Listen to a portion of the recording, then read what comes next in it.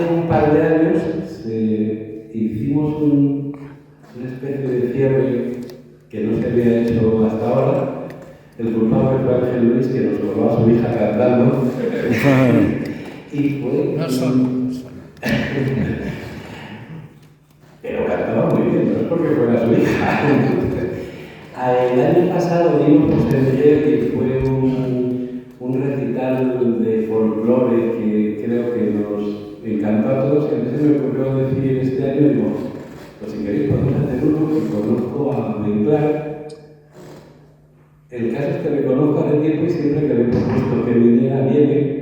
Cada vez que viene tiene más libros, más calidad lo que ha escrito. Bueno, no sé si más calidad, siempre ha sido muy bueno. Desde que era exageradamente joven, bueno, ya lo he dicho, él está harto de decir, le tengo un especial afecto porque, bueno, me conocí a través de mi hijo mayor, que estudiamos juntos, bueno, estudiando en Salamanca, mi hijo hacía geología, él hacía filología, y me ha contado que por fin acabó la carrera. Y luego, pues, es una persona que, a pesar de la diferencia generacional, para mí me ha resultado una conversación agradabilísima. No solo escribe terriblemente bien esto que dices, a ver si me permitís, qué cabrón, ¿por qué escribir yo así? Pero, sino que encima recita muy bien. Y eso ya lo veréis. Una vez que vino a presentar el libro último, que invité a gente y me está haciendo así Ángel Luis porque efectivamente recita muy bien y preparados porque hay veces que llega a conmover. Lo hemos comentado más veces en el instituto, una vez que di una charla y lo del timbre, eso estaba conmigo la directora del entonces y dice, no lo había visto jamás, sonó el timbre. En un instituto cuando suena el timbre, se oye así como que no se lo espera más. Sonó el timbre y empiezan a mirarse unos a otros y empiezan, ¿qué hacemos? Y yo digo, sí, no te preocupes, yo sigo. Y siguió. Los chicos sin pelearse. Es de estas experiencias que, ostras, no creo que lo vuelva a ver. Bueno, pues su primera obra, que el título ya es un tributo a la literatura, digamos, clásica del siglo XX, se llama Los hijos de la ira, evidentemente no tiene la memoria de Alonso Alonso, y es yo me lo trajo mi hijo Daniel, ¿no? Dije, si es que tiene una memoria, pero escribe muy bien, ya era un premio importante, no sabía ni cuál era, y te echas un vistazo a cómo te demostras. Bueno, el libro me emocionó, y de pronto dices, si tiene 20 años. Claro, ha ido pasando el tiempo, tengo la suerte yo de tener sus obras completas, y encima que se me las ha regalado él, o sea, me va saliendo barato. El último se llama Demonios, vino a presentar en Intestinos, no hace mucho tiempo, y bueno, pues él viene con su cargamento de libros y podéis estar seguros de que a poco que os guste la poesía os va a gustar. Con esto luego pues, cerraremos las jornadas y para todos ha sido un enorme placer estar con vosotros en las charlas, los que acompañasteis en el paseo, los que nos habéis acompañado hasta tomar el vinito o lo que fuera en su momento y dejamos paso a él que se ha realizado.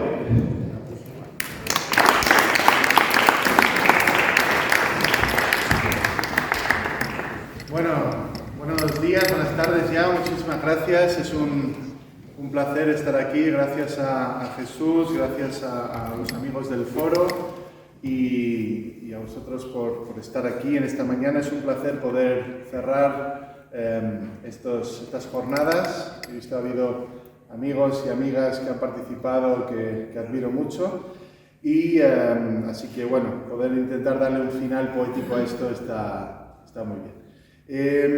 Voy a hacer como una especie de recorrido un poco anárquico por algunas cosas, sobre todo porque hay amigos queridos aquí como los Intempestivos y Ana y Carlos de La Uña Rota, que si vuelven a oír algunos poemas más veces, reventarán.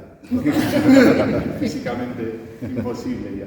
Pero bueno, entonces, ahora que decía Jesús lo de este libro de los hijos de la ira, que yo no había revisitado en mucho tiempo, y ayer precisamente me compré un ejemplar, tuve que comprarme el ejemplar ahí en Salamanca, Letras Corsarias, porque la editor ya no me da más. Fabio de la Flor, gran amigo. Entonces, hicimos la revisión de este libro hace ya 5 años, en el 2017, porque en la edición original de Hyperion, uno de los motivos es que no se podía conseguir el libro, y el motivo mucho más importante es que la edición de Hyperion, como todas las ediciones de Hyperion, incluía mi foto de a los 20 años. Entonces era ya bastante bochornoso presentar el libro. Con lo cual ahora, pues ya desde una especie de lejanía, revisito esto. Voy a leer 2 poemas que son los 2 primeros. Y dicen así, no tienen título. Llovía en las aceras y en las casas, llovía en todo el siglo XXI. Teníamos entonces 9 años y una idea aturdida del amor. Llovía en todo el siglo XXI, llovía en nuestros ojos y quemaba, mientras nos divertíamos lamiendo el neblumo, el smog de las farolas. La City era una ciénaga convulsa donde se hacía muy difícil distinguir el cielo gris de todas las corbatas. Cogidos de la mano, nos hacía toser el acre olor de vidas gangrenadas. Unos pasos más cerca de la muerte llorabas y decías, ven, ven, ven, yo quiero irme a casa. Estábamos perdidos y aún llovía. Confundías las calles como a veces confundimos extraños con amigos. Como Hansel y Gretel regresamos buscando nuestras huellas, algún resto. Pero nada se imprime en el asfalto, y en el suelo no había más que latas de refresco devoradas por la luz. Ya no habría consuelo en nuestras almas, habíamos llegado tarde al mundo. Hijos de la bonanza nos llamaban, los que no conocieron ni la hambruna ni las agudas larvas de estridencia chillando en el oído por las bombas. Cuando nuestras piernas tan delgadas caían y sangraban porque el parque era de un hormigón armado y frío, se quedaban callados, observando nuestro llanto con un gesto de sorna. Debíamos vivir y dar las gracias por la ocre rozadura en la garganta que provocaba el aire al refugiarse. Agradecer las flechas de las nubes y que un fango lechoso a nuestros pies, en un último gesto agonizante, le mordiera las botas al progreso. Y cómo agradecerles la alegría, la risa provocada por los hombres inocentes del mar cuando se encaminaban hacia el río, dispuestos a bañarse entre excrementos. También estaba el tedio de tener que explicarles a los niños palabras como pueblo indio, oso pardo, ballena azul o lince ibérico. Pero esto eran minucias, sacrificios en nada comparables al sufrido por aquellos que nos decían hijos de nuestra sangre, tan severos. Aunque a veces, es cierto, no fue fácil, simplemente intentamos ir viviendo, haciendo caso omiso a los escrúpulos, al vacío que moraba en nosotros, hijos de la bonanza, los hijos de la ira, herederos de todos los despojos.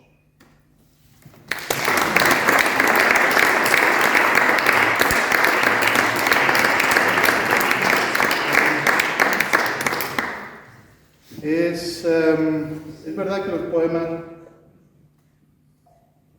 quizá han ido con los años acercándose cada vez más a lo anecdótico, ¿no? A los objetos, a la historia que creo imaginar o intuir a veces detrás de los objetos.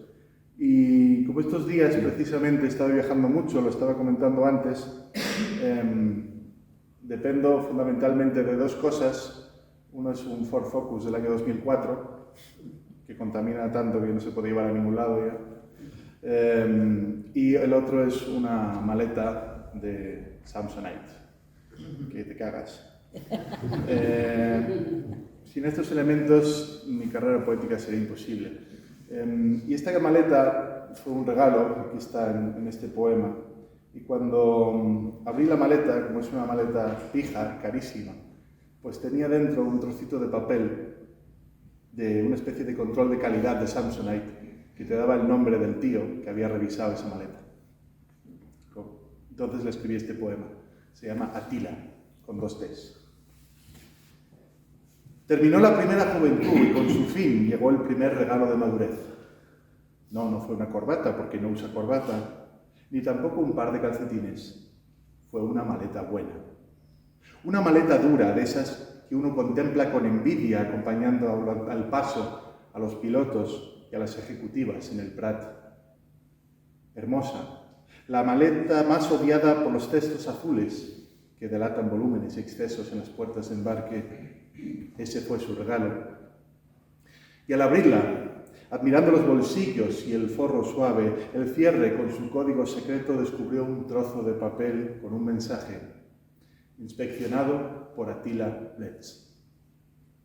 Lleva ya varios miles de kilómetros con ella deslizándose a su lado sin esfuerzo, ningún hilacho suelto, ningún hilacho suelto, nada flojo. Y en muchas ocasiones, hastiado de aeropuertos y cansado ya del viaje y del terror rutinario de todos los despegues, ha pensado en Attila. Revisando los huecos donde hoy guarda sus libros y su ropa interior, ha pensado en Attila, inspeccionando el cierre y cada rueda. Y lo ha invocado siempre, cuando al fin ha sentido el contacto con la pista y le ha dado las gracias en silencio por cuidarle a su modo y en la distancia. En este libro, en Armisticio, un poco misceláneo, hay otro poema que quizá podría relacionarse con el de Attila, porque es curiosamente un poema que nace, ya no puede ser más anecdótico, de la experiencia poética de facturar en Ryanair. En el año 2018 yo viajé muchísimo y descubrí para mi horror que en el momento de introducir o de seleccionar, mejor dicho, el año de mi nacimiento, yo ya estaba al final, digamos, de una caja que supongo que los genios del marketing de Ryanair consideran como sus clientes preferentes, ¿no? Y a partir de ahí había que empezar a buscar, ya ir hacia atrás, en lo escondido, ¿no? En lo invisible, para encontrar tu año de nacimiento. Y me pregunté hasta cuándo podemos tirar, ¿no? ¿Cuál es el año más antiguo que podemos seleccionar para volar en Ryanair? Y en el año 2018 era precisamente 1898. Entonces escribí esto. Lorca imprime su tarjeta de embarque 1898-2018. Todavía eres joven, porque no hace falta que hagas scroll al elegir el año que naciste, al facturar en Ryanair. El año que viene es otro tema. Pero mira, gira la rueda y baja hasta el final. Giraba la rueda. Verás el año 1898, el año en que nació García Lorca. Alguien en Ryanair con mucha fe. Alguien a quien yo amo desde ahora. Se ha imaginado un Lorca con 120 años y ninguna bala en el pecho frente a la pantalla, introduciendo el código de la reserva, el email de Lorca, y eligiendo el asiento, ventanilla, y dándole a imprimir, la vieja escuela, y pensando en el viaje y en la vida con 120 años, y ni una sola bala.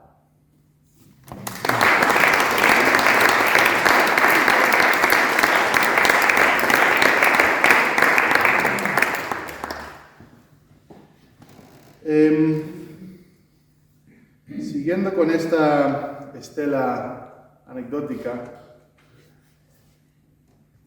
a mí los poemas me sirven para realmente rescatar estos momentos, ¿no?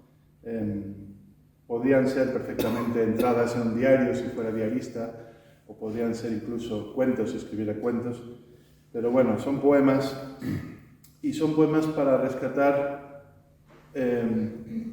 como todo un universo de ideas detrás de algo muy sencillo, ¿no? En este caso, como ha dicho Jesús, yo nací en Ibiza, y cuando eres de Ibiza te salen amigos por todas partes. Y lo que es peor, te salen amigos de amigos. Entonces, este poema lo escribí después de sufrir durante una semana a una serie de personas que todavía no tengo claro quiénes eran, pero más o menos unos conocidos de alguien, de mi hermano, y que vinieron a Ibiza y casi se matan en moto. Afortunadamente todo está bien, pero pensando un poco en esa situación escribí esto. La pareja extranjera. Conocen a tu hermano. Han naufragado aquí como otros muchos, reclamando un poquito de la vida que tú llamas tu vida, sin modestia. Cuerpos del norte armados de deseo que solo quieren sol y mar y amor fugitivo en un bosque de pinos. Llevan 2 días como 2 sombras por tu casa. Entran, salen, se bañan con acento extranjero y empiezan a tocarte un poquito las narices. Han vuelto de la cala que dijiste con las piernas sangrando. El moto, no sé, es como así, después... Y durante un instante has pensado, ¿y si se hubieran? Y el dolor casi injusto de esta idea te ha devuelto la fe en cierta idea amable del humano. Algo que más o menos viene a decir que todo importa mucho. Un amigo querido de la infancia, 2 jóvenes gorrones que persiguen el sol.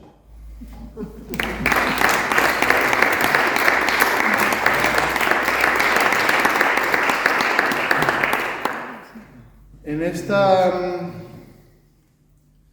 Claro que también luego hay cosas que ya no pueden ser la anécdota, ¿no? Sino que es más bien intentar sintetizar toda una experiencia vital en un poema, ¿no? Este lo leo siempre y a los que ya lo conocéis, básicamente os pido perdón. En el poema anterior hablaba de esta idea de la importancia del amigo de la infancia. Esto es un poema sobre un chico que existió realmente, que se llamaba Eric, y Eric y yo compartíamos muchas cosas, en el sentido de que nacimos el mismo año, los 2 en Ibiza, los 2 hijos de británicos, y los 2 crecimos en un lugar privilegiado en el campo, yo en el centro de la isla, más al norte. La gran diferencia entre Eric y yo es que por algún motivo los padres, que eran muy, muy hippies, no lo llevaron nunca a la escuela. Y esta es su historia. Homenaje a Eric. Recuerdo al joven Eric, que fue joven, y joven hasta el fin. Vivía con sus padres en un valle fértil con agua, nunca fue al colegio. Y esto nos parecía algo salvaje y una suerte. Mi hermano Eric y yo, los hijos de los hippies de la isla, los frutos de una idea evanescente que se cumplía en Eric, que no tenía miedo a las alturas, que tenía escopeta y desnucaba a la gallina que luego cenaríamos. Me confesó el secreto de las piñas. Si entierras una piña, crece otra. Era dueño de un asno mal llamado Houdini, que era viejo y habitaba las sombras del estío al final de una cuerda. Tenía un tren pequeño de juguete, que era el único tren del archipiélago. No tuvo nunca tele, apenas tuvo amigos. Ocurrió que una vez fue abandonado sin querer al volver de una excursión. Llegaron los 2 coches a la casa pensando que en el otro estaba Eric. Chirriaron las ruedas y hubo gritos en la noche cerrada, pero no apareció. Solo el mar contra los acantilados y un niño que no está. Vagó toda la noche entre los árboles sin luna y nadie sabe dónde estuvo. Por la mañana, un cura que vivía muy lejos lo encontró dormido en el jardín. Murió muy a principios del milenio, en un piso de Londres, poco antes de los 20. Se compró un libro gordo de nudos marineros y se ahorcó en la escalera. Muchos años después hubo un incendio que arrasó todo el valle de su infancia. Los padres se marcharon a otro sitio y ya solo nos queda este poema.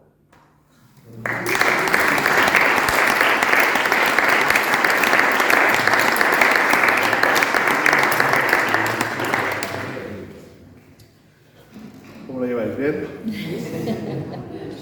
Bueno, como veis, hay muchos poemas que son literalmente una fiesta.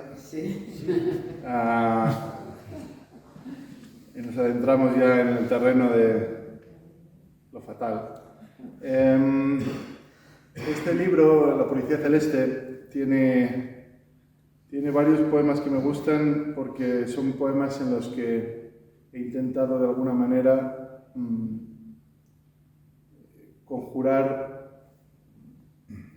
cosas que forman parte de mi vida como escritor, como poeta.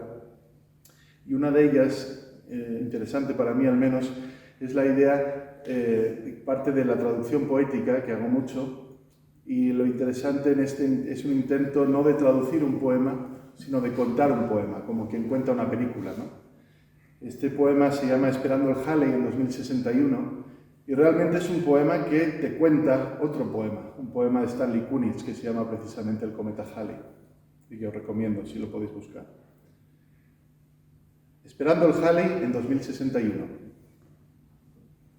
Padre, te recomiendo a Stanley Kunitz. La recomendación es importante. A él le recomendaron escribir poesía, pero no fue su padre. Fue un profesor y Kunitz le hizo caso. Durante casi 80 años compuso poemas para hablar con su difunto padre, un hombre que en un parque, cuando Stanley no había nacido, bebió ácido carbólico porque estaba arruinado, y por razones que su hijo buscaría en sus poemas a lo largo de casi 80 años. Más o menos el mismo tiempo que tarda el Halley en regresar a los ojos absortos de la Tierra. Stanley Kunitz vio el Halley las 2 veces que el cosmos le permite al hombre verlo. La primera era un niño, como yo, cuando lo vimos juntos, padre, mientras en otro continente el gran poeta lo hacía por segunda vez, la última. Después de aquello, Kunitz escribió un hermoso poema llamado Halley's Comet. Allí habla de Miss Murphy, quien primero les dijo a sus alumnos que el Halley bien podría chocar contra la Tierra. Cuenta que aquella noche estuvo triste, pero también un poquito expectante. Cuenta que escapó por la ventana cuando todos dormían y mirando el Halley dijo: «Búscame, padre. Estoy sobre el tejado del edificio rojo que queda en un extremo de Green Street. Es allí donde vivimos, ¿sabes? En el piso de arriba. Soy el niño con el pijama blanco que busca en este cielo tan colmado de estrellas, esperándote a ti y al fin del mundo».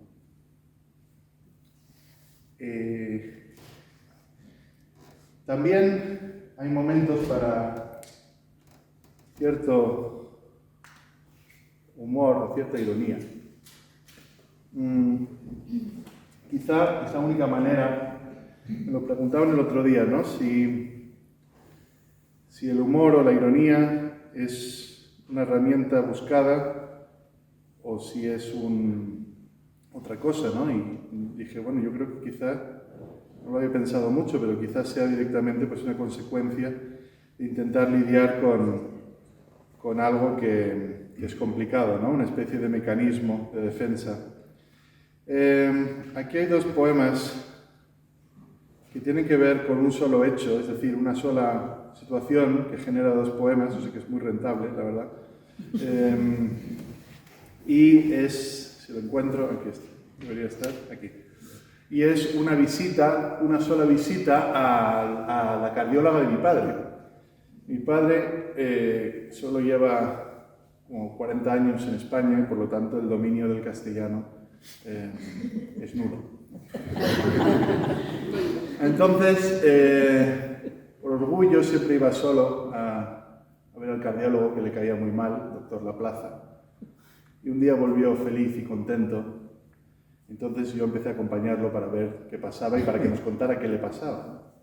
Y resulta que lo que había pasado es que le habían cambiado el cardiólogo por una cardióloga. Seguía sin enterarse de nada, pero iba mucho más contento. Entonces,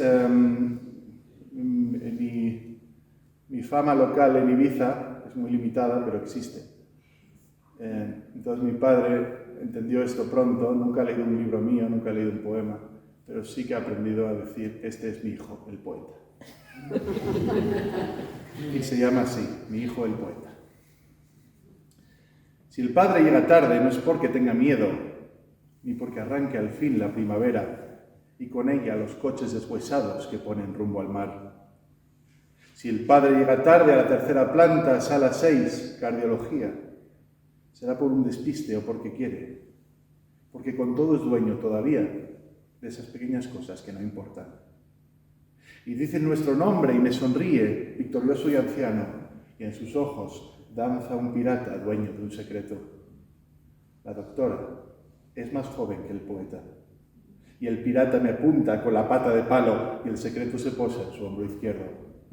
Este es mi hijo, Barbulla, y ya no quedan mesas libres en ninguna terraza y menudo día para ser otra cosa. Millonario con camisa pistacho, surfer, mendigo al sol con los ojos cerrados, sonriendo. Un día para estar en otro sitio, un día sin tener que hablar de nada. Este es mi hijo, el poeta. Y el secreto aletea en la consulta repitiendo la frase, poseído por la furia del folio que hojea la doctora y por el blanco sordo de la bata. Mi hijo, repite el padre, y el secreto regresa a su hombro izquierdo y nadie dice nada en la tercera planta, en la sala 6, cardiología.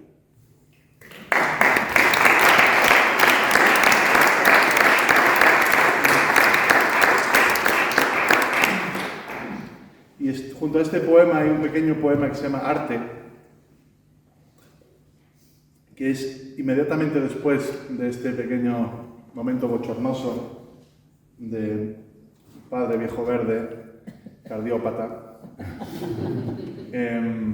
Le pregunté a la doctora, por fin, que qué le pasaba, ¿no? Que cuál era realmente, que me intentara explicar cuál era el problema que tenía mi padre.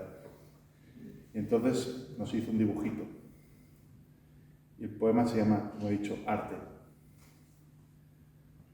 La doctora dibuja un corazón que no tiene la forma que tiene un corazón.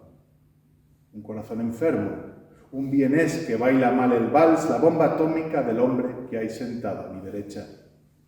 Y juntos contemplamos al culpable y juntos contemplamos a la víctima. Su representación, ceci n'est pas. La doctora dibuja un corazón y explica que la muerte llegará aquí, o aquí, o aquí, o aquí, aunque puede que no, puede que no. La doctora no sabe dibujar, pero traza sin miedo y al hablar por teléfono sombrea los bordes con un gesto de fastidio. Ya lo decía Hipócrates, murmura, y antes de despacharnos guarda el esbozo enfermo en un cajón con llave.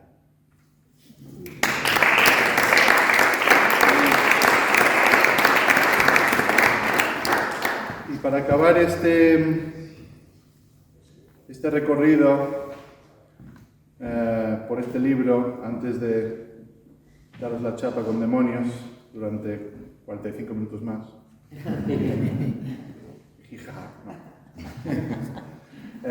como estamos en este espacio que me ha dicho Jesús, que es un espacio, podemos llamar uno de los espacios machadianos, y recordando esta característica tan británica de mi padre y de su falta de motivación para aprender cualquier otro idioma, este pequeño y brevísimo poema que se llama Café Machado.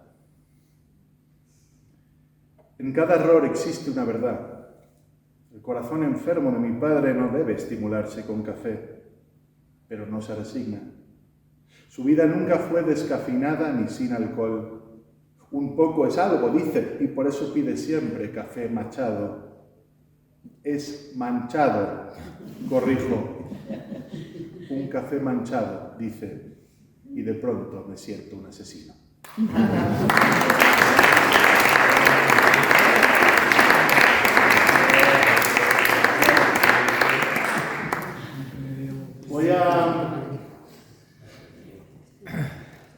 Me gustaría compartir con vosotros unos cuantos poemas de demonios y luego, pues, si alguien tiene alguna pregunta o alguna cosa, pues encantado de que charlemos brevemente de lo que sea. Bien, en demonios hay muchos momentos distintos.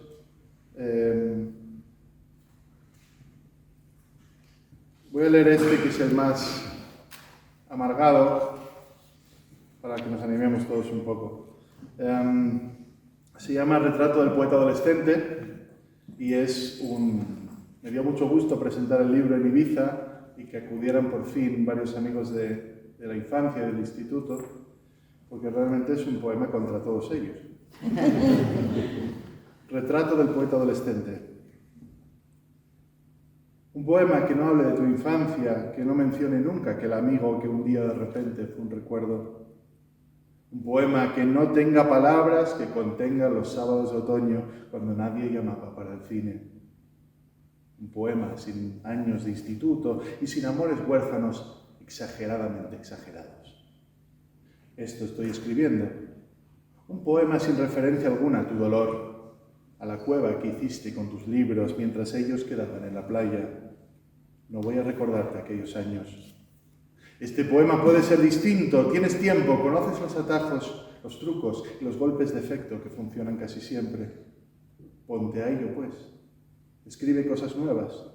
Construye una alegría en este verso. Pero hay algo detrás que te lo impide. Detrás de este poema está el poema del que llevas huyendo desde entonces. El poema que no, el poema que nunca, el poema que nada.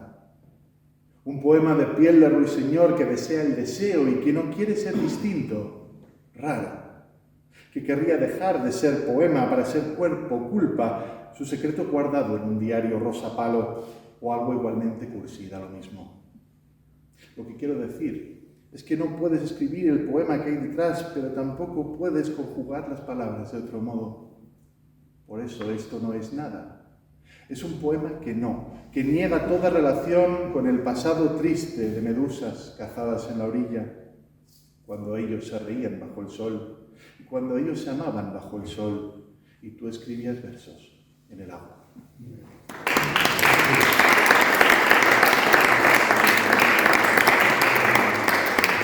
Como es lógico, no se hicieron cargo de nada.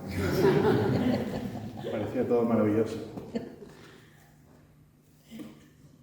Tampoco compraron el libro. Me fijé. Y bueno, que me lo ha pedido Jesús, es un poema que nos va a llenar a todos de alegría, porque se llama Passar el missatge, el título en catalán, que hace referencia a una tradición ibicenca que está explicada dentro del poema, y es un poema que nace de una problemática relativamente nueva, ¿no? Y que Jesús estaba explicándome que le había sucedido hace muy poco, que consiste en de qué manera gestionamos un contenido digital, un mensaje, un hilo largo de mensajes, una conversación, a fin de cuentas, que hemos mantenido con una persona que ha fallecido, ¿no? Es decir, antes de que falleciera, si no sería muy raro. Pero a veces nos encontramos que hay una persona que muere y de pronto tenemos, al menos fue mi caso, ¿no? En este caso WhatsApp, pero podría ser cualquier otra cosa digital, un largo mensaje que prácticamente arranca desde que nos conocimos hasta el final, ¿no? Y entonces, pensando en todo eso, escribí este poema, Passar el missatge, para Pablo Aranda, in memoriam. Todavía conservo tus mensajes en el móvil. A veces los releo en momentos de espera, momentos anodinos en correos o en la pescadería del barrio, donde siempre hay cola y todos piden la vez, diciendo, «Hola, ¿el último?» Quiero decirle al mero que estás muerto, gritarle al langostino, «¡Ha fenecido!» Eso te haría gracia. Que un poema elegíaco hablara de un crustáceo decápodo que escucha «Tu sei morto», mientras él mismo muere entre salmones y señoras pidiendo perejil. ¿Qué más? Todavía conservo tus mensajes en el móvil. Diálogo de besugos, de imbécil que guarda todavía los WhatsApps de un amigo como quien guarda fotos, libros, cartas. Pero nadie teclea en el teléfono pensando en la obra póstuma, pensando, esta carita sonriente será algún día un tesoro. ¿Qué más? En mi isla, los difuntos inventaron una forma sencilla para anunciar su muerte entre los vivos. Al missatge, noticia de un deceso que había que pasar de vecino a vecino, sin entrar en las casas, hasta llegar al mar. Y para no quedarse con la muerte, el último, debía contárselo a una piedra. Una piedra es mejor que un langostino como imagen poética, pero el muerto está muerto, esto no cambia. Pero el mensaje quema en el teléfono, y en la pescadería digo yo soy el ultimísimo habitante de su recuerdo. Solo, Con un pie junto al acantilado dejo caer tu nombre entre la espuma. Dejo caer tu nombre entre los peces salvajes que jamás podrán pescarse. Sonriendo me digo tu nombre tan pequeño y cae entre las olas a las rocas y entrego así el mensaje. Te digo adiós y aprieto al fin. Borrar.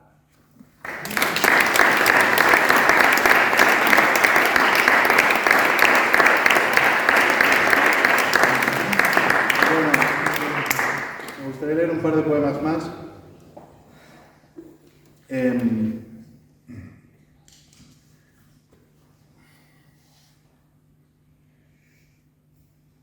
Quizá un poema de amor que también Carlos, Ana y los intempestivos conocen bien. Un pequeño poema que nace de la certeza de que cuando hay más pasta, el amor es mejor. Y se llama así, con un título rafaeliano que es Descubriré que el amor es mejor. Es hermoso el amor, con buenas vistas, con viajes y dinero para almuerzos en restaurantes caros. El amor es siempre verdadero, puro, eterno. Es perfecto el amor cuando hay un coche tapizado de cuero y GPS integrado. El amor, que no te engañen, así es mejor, le pese a quien le pese. Porque si uno elimina las miserias que entorpecen los días de los pobres y los cambia por gozo y por belleza, todos los besos son mucho mejores, cada conversación es trascendente y todas las caricias son de fuego. Tenemos lo difícil, nos tenemos, lo único que nos falta es el dinero.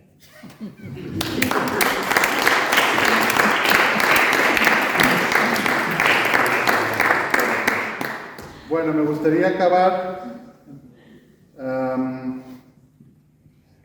con un poema que vuelve otra vez, y de verdad que yo mismo me canso con esto, pero bueno, estoy haciendo un giro poco a poco.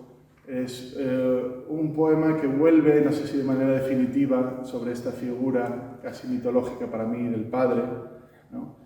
Estoy intentando escribir algo sobre mi madre, pero realmente lo malo es que mi padre da mucho juego, en todos los sentidos, ¿no?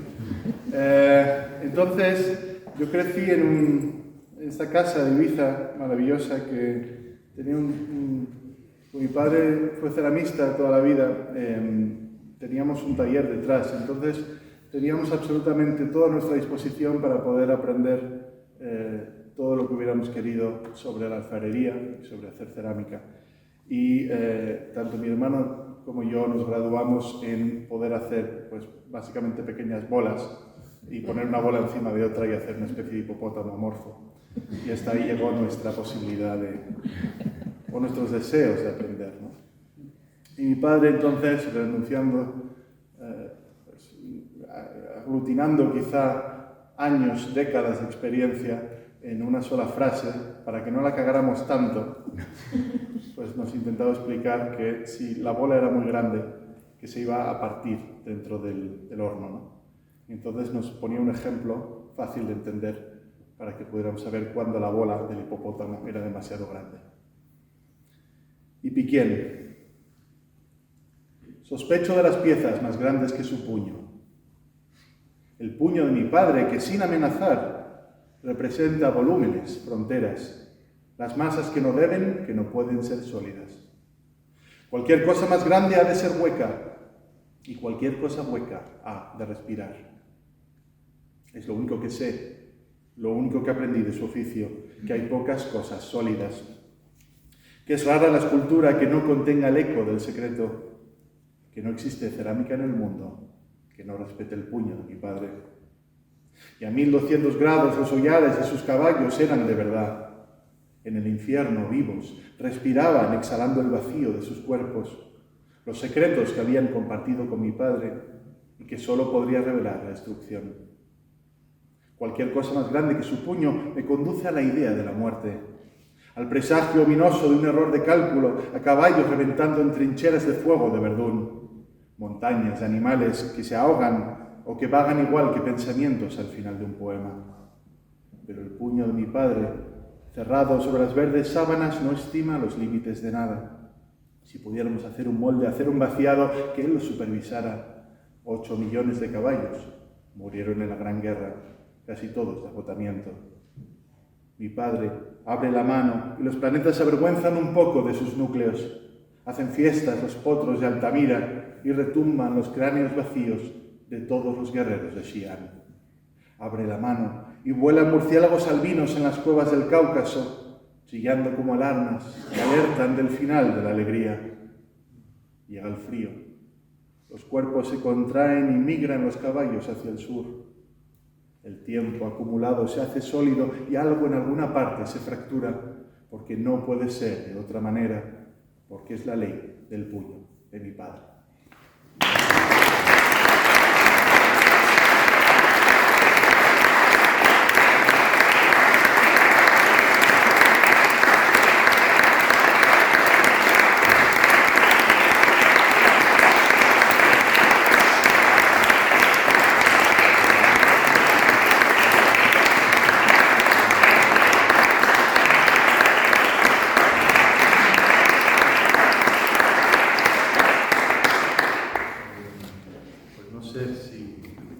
No sé si alguien tiene algo que quiera comentar. Como estamos, supongo que en un foro, pues sería un buen sitio para hacerlo.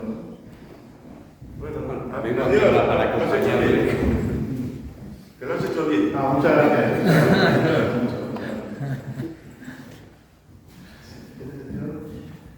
No, bueno, quiero comentar una cosa, es que hay que agradecerle especialmente que venga a pasar como ayer con Martín Payín, o sea, que viene con el tiempo tan agarrado que no sé ni cómo no me llamó al último extremo para decirme, mira Jesús, de verdad que no puedo. Pero bueno, tenemos hasta aproximadamente todavía cuarto de hora, 20 minutos como para irnos. Y luego tienen que coger el autobús a las 4, volver cuando, yo qué sé, cuando, por su coche rojo famoso. y bueno, pues sí que comentas algún detalle de él, o si sirve para intercambiar. Lo de Ibiza, yo recuerdo en el instituto, en las charlas que diste, que tuvo una osadía, eso no sé cómo lo voy a decir. Estaba hablando además de Alberti y Teresa, no me sabía el nombre, que dice, y fueron a refugiarse en el lugar más bonito del mundo. Segovia, que no, Ibiza, quiero decir que siempre ha tenido esta especie de sentido del humor mezclado con esa trascendencia tremenda de los poemas, ¿no? Que es capaz de arrancarse una sonrisa y en el mismo poema te conmociona. Le he pedido que leyera el de WhatsApp porque, y seguro que nos pasa más, conservo, bueno, mi mujer suprimió sin darse cuenta mi problema, que es me compró un móvil nuevo y al pasarlo se le borraron los mensajes de Juan Carlos, que era un fotógrafo de la selección francesa de fútbol. La penúltima conversación había sido, pero no sé si esto te anima a darle otra vuelta a la cosa, había sido durante el final del Mundial y cada vez que marcaba un gol Francia me mandaba la bandera de Francia y luego al final acababa diciendo, no puedo ser, era un partido cojonudo o algo así. Y luego la última conversación fue en la cama del hospital diciendo que estaba hecho un muro y tenía, que había ido a operarse de la próstata, en este caso, y acabó siendo del pulmón y se murió en el hospital. Desde pronto, cuando leyó este poema en la presentación del libro, se me ponía el nudo en la garganta. No lo sé, yo pienso que podéis conversar un poco, es más interesante que escuchar de mí, y si queréis, y si no, yo mismamente hablamos, o incluso si alguien se propone, si alguien dice, no,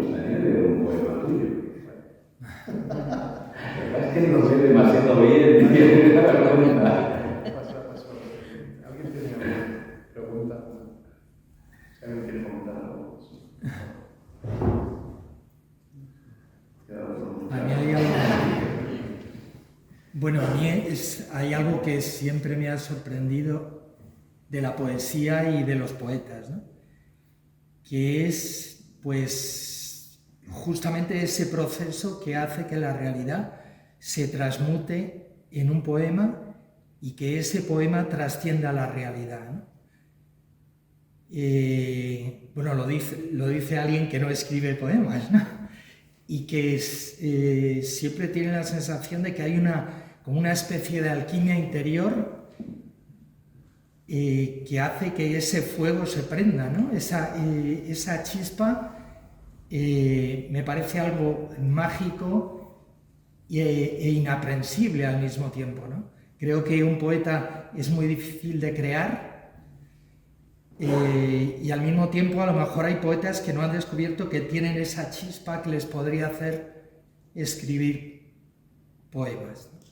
Me gustaría saber cómo es ese proceso tan oculto y tan mágico. Pues, gracias. Pues una palabra clave de lo que has dicho, que para mí que es el tema interior, no el interior del poema. Obviamente hay tantos poemas o tipos de poemas como ha habido poetas, ¿no? Y afortunadamente es muy difícil hablar de una sola manera de construir un poema, ¿no? Pero una manera que me interesa a mí, que yo intento trabajar cuando hago talleres de poesía, es la idea precisamente de que, a pesar de que puede haber una referencia, y casi siempre hay una referencia externa, ¿no? Como hemos visto pues, con una maleta o con el tema de los mensajes de Pablo Aranda, e incluso con una vida entera, ¿no? Como en el caso del malogrado Eric, lo que debe suceder, creo, es que el poema debe construir de repente un pequeño universo por sí mismo, ¿no? O sea, son referencias, en mi caso, pues, que parten de la realidad, pero que de alguna manera están ya construyendo su propia existencia, ¿no? Tenía una frase que siempre repito en los talleres, que yo mismo aprendí en un taller en México con un poeta irlandés llamado Paul Muldoon, y él tenía una frase que, así dicho, suena de repente como la típica frase bonita, pero que realmente sirve para explicar el funcionamiento de un poema, ¿no? Y la frase viene a decir más o menos que un poema no es la definición de poesía, sino mucho más interesante para que sea tangible, sino la definición de un poema. Decía, un poema es una respuesta a una pregunta que solo ese poema ha formulado, ¿no? Es decir, el poema nos provoca una especie de inquietud y es el propio poema que le da satisfacción, ¿no? Quizá respuesta es una palabra que nos da la idea de llegar a un lugar, ¿no? No tenemos por qué llegar a un lugar, pero sí que el poema propone un universo entero en un espacio muy reducido y de alguna manera nos tiene que dar satisfacción.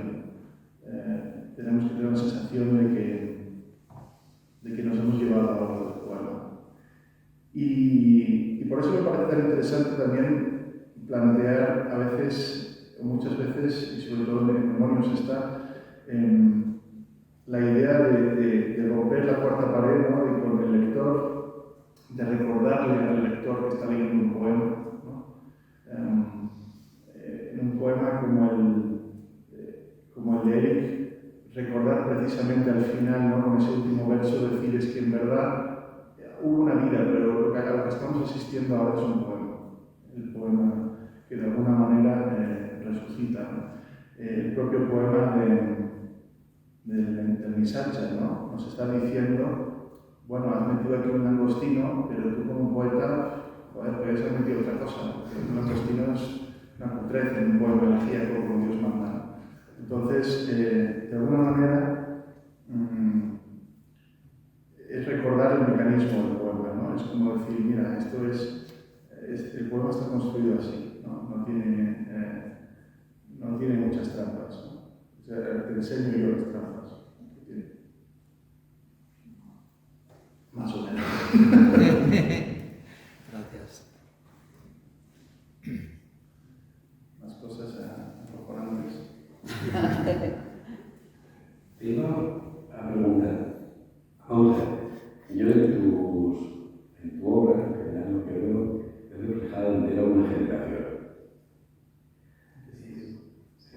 que además incluso tienes un poema donde hablas de la generación tuya. Es muy curioso, claro, también porque te asocio con Daniel, ¿no? Entonces sí que veo un grupo de gente joven que llega a un mundo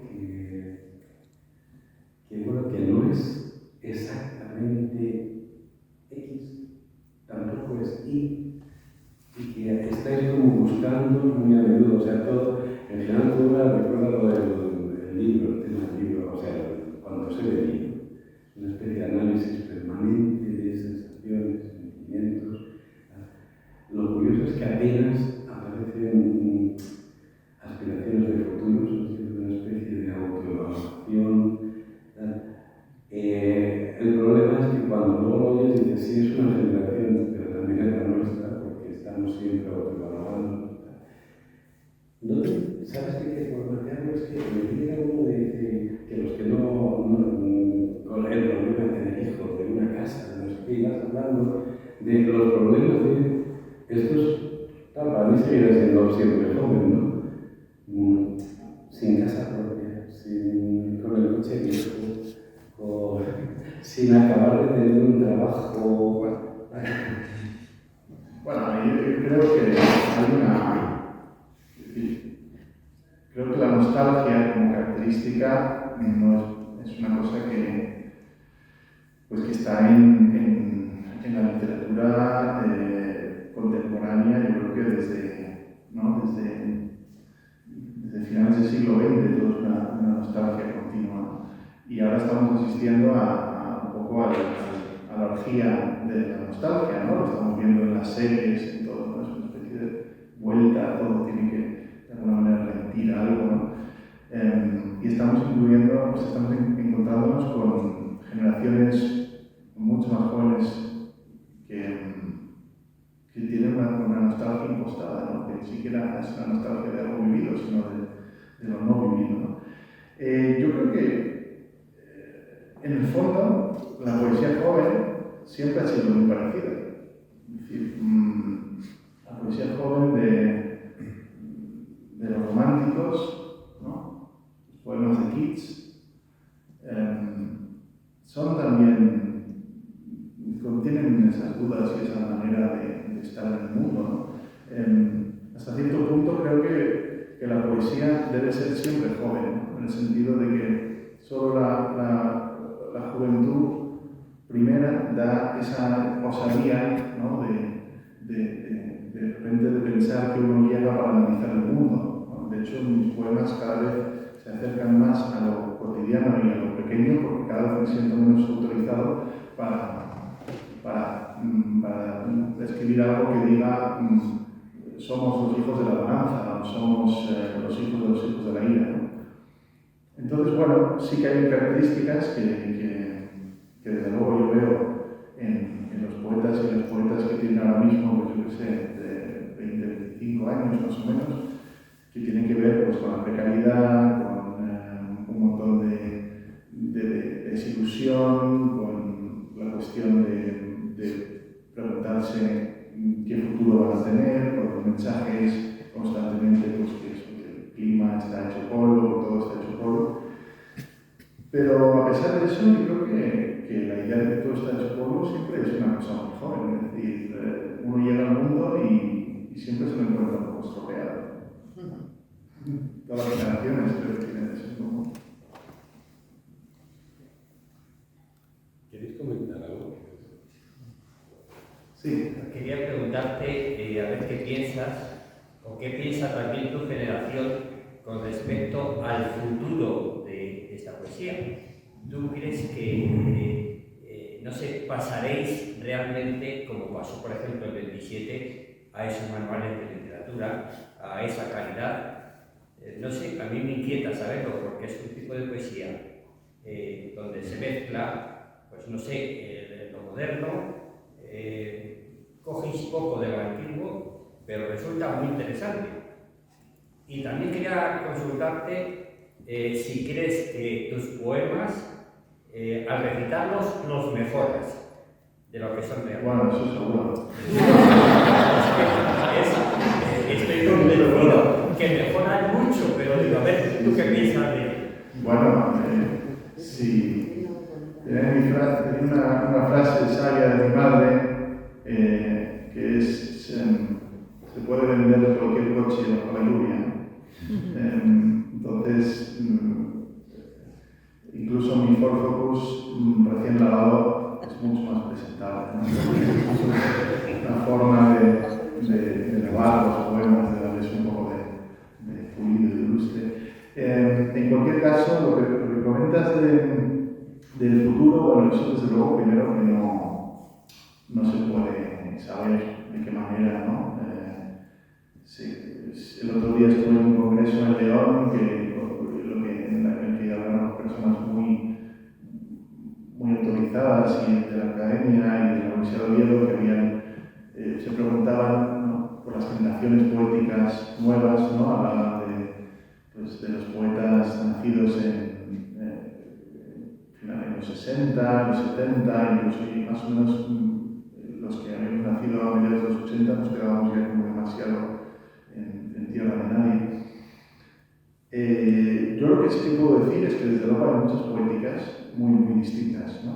Y por lo tanto no creo que lo que yo he leído hoy sea aquí una representación en absoluto de lo que realmente se está haciendo. Y por lo tanto, las personas que se dedican a hacer algún tipo de manual o algún tipo de programa didáctico, lo van a tener, o depende de cómo lo veas, o muy fácil o muy difícil. Porque realmente hay ahora mismo poetas muy interesantes, ¿no? Muy distintos, y no creo que se pueda hablar de un tipo de poesía. Luego tenemos una cosa que no ha pasado nunca, que es el fenómeno de estas personas que tienen que ver más con una cuestión como de redes sociales y que son realmente hay un fenómeno fan, ¿no? O sea, tenéis aquí a mi amiga Elvira Sastre, ¿no?, que es una persona que ha llevado la palabra poética a teatros inmensos, ¿no? Y por lo tanto, no se puede saber muy bien de qué manera gestionar eso, ¿no? Porque antes los que hacían los manuales de literatura tenían la bendición de no tener que enfrentarse nunca con un poeta o una poeta que hubiera movido a miles de personas, ¿no? Y ahora sí. Entonces, ¿qué haces con eso? ¿Lo ignoras? ¿Pasas a otra cosa? Es muy interesante, yo creo. Y también creo que no habrá manuales de literatura en el futuro.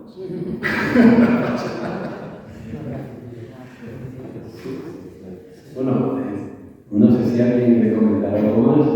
Lo que sí voy a comentar un detalle, como ha hablado de su madre y de su padre, sí que os puedo decir que nada más llegar a la venido aquí, me invito a un café de una plaza, él no ha tomado un café, algo menos agresivo, pero nada más llegar a la plaza y dice: espera, que voy a mandarle una foto a mi madre. Se dirá que, por cierto, es que el cielo está de demonios. Demostrando la verdadera poeta de la familia. Me robas creo que es, a ver, es que no somos compatibles. La verdadera poeta de la familia es mi madre, porque lo primero que ha dicho al ver la foto es: qué cielo más azul, ¿no? Lo mismo otra anécdota distinta con otra cosa, pero... Se me va a adelantar porque yo le iba a decir que, oye, que cuando acaba un concierto siempre vienen los bises. Hombre, yo es que estoy entregado. Y un pequeño comentario para los que vinimos el otro día, hablando de los poetas de tu edad, es que el poema que nos leyó Viviana encaja perfectamente en esta línea, ¿verdad? Un poeta completamente emocionante hablando del abrigo amarillo de su madre. Y nos dejó a todos, claro, quizá lo conoces, es decir, lo de Sadonis, me parece, y tal cual. O sea que sí hay una línea, y luego leyendo a David Sevillano, que también es colega tuyo, y también escribe un poco en esa línea. Es decir, hay una línea de poesía que está mirándonos por dentro y que a mí me encanta. Porque aunque ya tenga esos años, yo sigo viendo un chico, claro. Y y tal. Entonces, bueno, yo creo que es el momento de que hagan los grises el artista y damos por acabado el concierto, si os parece bien. Pues estupendo. Pues yo estoy... Espera, perdón. Es que da un porcentaje. Ya está. Una frustración, una especie de gatillazo poético. Se lo den cuenta, ¿no? Este poema, para acabar, se llama Ceres y está dedicado precisamente a Fabio de la Flor, el editor de Emilio, el gran amigo. Y es un poema que solo contaré que, para demostrar que la poesía a veces no se toma muy en serio, pero no nace de ningún sitio serio. Hicimos un encuentro de poetas en Béjar hace muchos años, donde yo estaba con Fabio y con más amigos, y en este encuentro estaba invitado el cantautor Alberto Pérez, de la Mandrágora, que muchos conocéis seguro, que habéis escuchado sin duda. Bueno, pues Alberto Pérez nos hizo ahí un concierto, estuvo muy bien, y en un momento dado cantó esta canción, que yo no sé si es de la Mandrágora o es una canción hispanoamericana, en cualquier caso es esta que dice que le gusta cuando bala la ovejita. Bueno, en un momento dado, esa canción, os acordaréis que dice que me gustan las fiestas del lugar, los cohetes que hacen pum, entonces, para que veáis el funcionamiento poético de alguien trastornado, pensé de repente en este primer verso y no sabía muy bien hacia dónde iba a ir. Al final fue un poema que habla de la idea de no tener hijos, pero que te parezca muy bien que tus amigos sí que los tengan. Ceres. Bueno, fijaos, ahí Alberto Pérez, los cohetes, otra cosa, al final es una forma de paranoia. Ceres. Admiro a los amigos que hacen pan y los cuido y protejo con conjuros inventados. Escribo poemas en su honor y si se mudan, vengo de mi biblioteca y doblo mal la ropa y la introduzco en bolsas de basura y voy con ellos. A su barrio, a su calle, a su mismo edificio si es posible. Y así me dan el pan. El pan que han hecho esta mañana, noche, ayer, no importa. Tierno siempre, caliente aunque esté frío, el pan. Y mis amigos me comprenden y no se espantan, saben que no sé, que no puedo, que nada me gustaría más que no tener que molestarlos siempre con el mismo cuento del pan. Vuestro pan me da la vida. Hace que me alegre y que me arrepienta a la vez del tratado que firmamos mucho antes de nacer. Habrá personas fecundas que harán pan, que enseñarán a sus hijos el truco y que no tienen a cambio que hacer nada. Y habrá personas huecas como yo, hijos sin hijos, nombres moribundos que a cambio de una pizca de ese amor tendrán que proteger a los que saben, cuidarlos siempre, amar a los que saben y no pedirles nunca lo que es suyo. Y agradecer las migas cuando falte el pan. Y ser amigo cuando no haya nada de nada y solo queden palabras sobre el pan. Y si eso ocurre, ser abrazo de roca y ser su barca porque esa es su tarea. La tarea de un hombre que no puede y que no sabe, pero que ama y comprende los milagros. Gracias.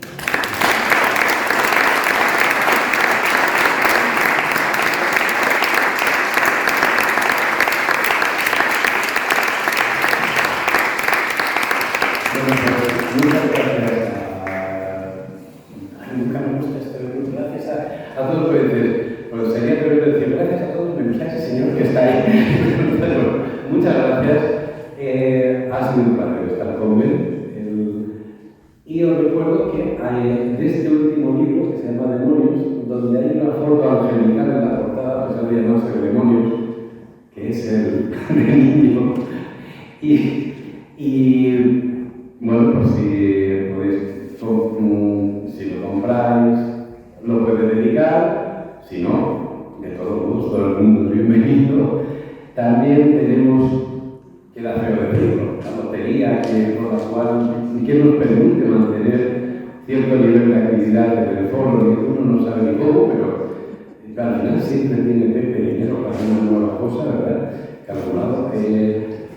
Y cerramos esta 18ª edición en este sitio donde, como veréis, pues se nos citan amigos que esto no te lo sabes, Rubén Darío, que era segoviano. Dice en latín que el máximo poeta de la literatura, pero es que habla de Filius Orto, habla de la frontera remota, porque era de Nueva Segovia, una provincia de Nicaragua. Y por eso tenemos un gusto de Rubén Darío, que uno dice, bueno, está puesto por la propia Academia de San Quince. Tenemos también aquí a nuestro historiador segoviano y el honor de haber pasado por pues sí que es un honor, ¿no? Uno de los, pienso, mejores poetas vivos actualmente en España, que da casi miedo decirlo. Todavía recuerdo una vez que vino. Me refiero a ti. Y os diré una cosa, cuando estoy en la facultad, vino una vez a dar una charla, José Hierro, nada menos, me presentó la profesora, que es una mujer muy cursi, María Juan, que dice algo así como: tenemos aquí a un poeta de la primera fila de la poesía española. Mentira, yo soy de la segunda fila. Pero joder, que no soy tonto, la segunda fila es muy importante. Bueno, he citado antes a Viviana y a David porque han venido también estas jornadas, y pienso que bueno, pues está muy bien mantener contacto con la poesía y que bueno, pues es un buen momento, ¿verdad? En la poesía final creo que ha sido un cierre magnífico. Muchas gracias, y el año que viene seguramente habrá más, pero no mejor, porque es imposible.